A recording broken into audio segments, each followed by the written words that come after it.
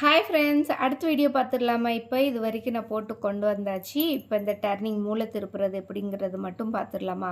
இப்போ இந்த extra wire ஒன்று இருக்குது, அதையும் சொருகிறது எப்படின்னு பார்த்துடலாம். ஓகே, இப்போ பார்த்தீங்கன்னா லாஸ்ட்டாக இந்த நாட்டு போட்டு முடித்தாச்சு. இப்போ இந்த இடத்துல நம்ம வந்து சொருகிறதுக்கு இடம் இல்லை, அதனால் ஒரு சுற்றி கொண்டு வந்துடுறேன். கொண்டு வந்துட்டு நார்மலாக இந்த சிம்பிளாக இந்த டேப்பு இருக்குது பார்த்திங்களா, அந்த டேப்பை மட்டும் சுற்றி கொண்டு வந்துட்டுருக்கேன் பாருங்கள்.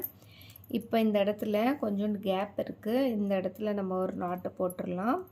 ஒரு 2 சுற்றுனதுக்கப்புறம் இந்த டேர்னிங்கில் நான் வந்து நாட் போடுறேன்.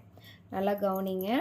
இந்த இடத்துல கொஞ்சம் நமக்கு வந்து டைட்டாக தான் இருக்கும், ஏன்னா நம்ம அந்த டேர்னிங்கில் கரெக்டாக நம்ம வந்து நாட் போட்டு கரெக்டாக திருப்பிட்டோன்னா அந்த இடத்துல மட்டும்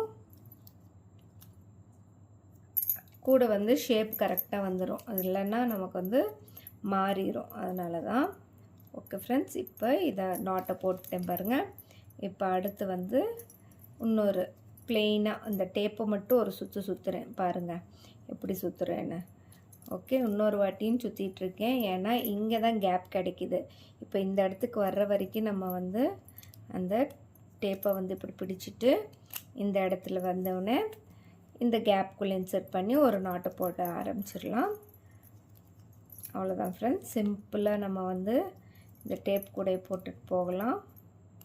அடுத்து இதை நெருக்கமாக பிடிச்சிக்கணும். பிடிச்சிட்டு ரொம்ப கேப் கொடுத்துடாதீங்க. ரொம்ப கேப் கொடுத்தீங்கன்னா அந்த நம்ம ஏதாவது ஒரு பொருள் வைக்கிறோம் அப்படின்னா அங்கே கேப் வந்துச்சுன்னா கீழே விழுந்துடும். அதனால் கொஞ்சம் நல்லா டைட் பண்ணிக்கோங்க.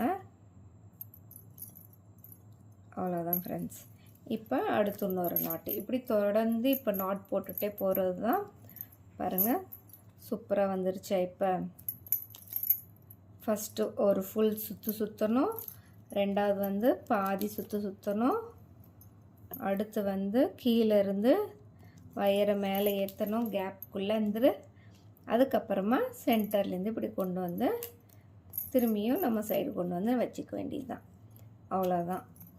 ஓகே ஃப்ரெண்ட்ஸ், ரொம்ப சிம்பிளாக நான் சொல்லி கொடுத்துட்ருக்கேன், ஸ்டெப் பை ஸ்டெப். புதுசாக பண்ணுறவங்களுக்கு இந்த வீடியோ வந்து ரொம்ப யூஸ்ஃபுல்லாக இருக்கும், ஏன்னா நிறைய பேர் வந்து கேட்டுகிட்டே இருக்கீங்க. இதில் மினி பேஸ்கெட் ஒரு சப்ஸ்கிரைபர் கேட்டிருக்காங்க, ஃபுல் வீடியோ போட சொல்லியிருக்காங்க. கண்டிப்பாக நான் அது போஸ்ட் பண்ண போகிறேன். ஓகே ஃப்ரெண்ட்ஸ், இதே மாதிரி நீங்களும் தொடர்ந்து பாருங்கள். இப்போ இந்த இடத்துல வந்து போட்டு முடித்த உடனே இந்த இடத்துல எப்படி ஜாயின் பண்ணுறதுங்கிறத அடுத்த வீடியோவில் நான் காட்டுறேன்.